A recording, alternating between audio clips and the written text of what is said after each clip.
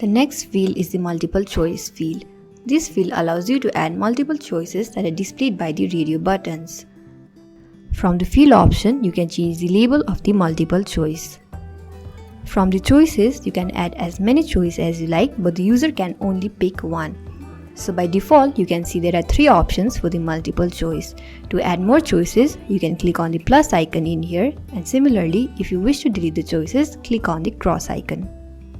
Further, you can also add option to use the image choices. So when you click on it, you get the option to upload the image from your personal device or from the media library. Here, you can also remove the image or change the image as per your requirement.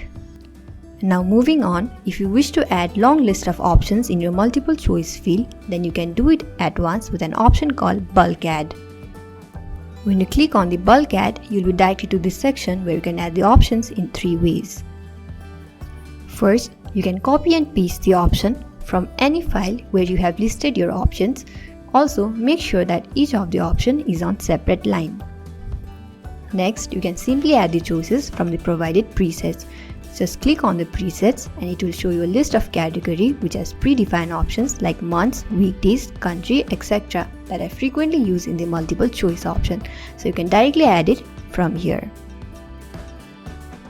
And lastly, you can also manually type them by breaking lines.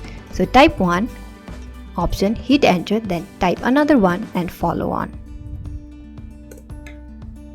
After you are done typing in the option, simply click on this button called Add New Choices. Now under the advanced setting, you can see an option called Randomize Choices. So basically, when you enable it, the options in your multiple choice option will be displayed randomly in the front end every time. Next we have is the layout option. So you can choose which layout you want for your multiple choices. You get 4 options which are 1 column, 2 column, 3 columns and the inline option. Next, you can also hide the label of your field by enabling the hide label options. And next, you can also add the CSS classes for your field. Lastly, you can also choose the field visibility to keep your field either on read only or the hidden.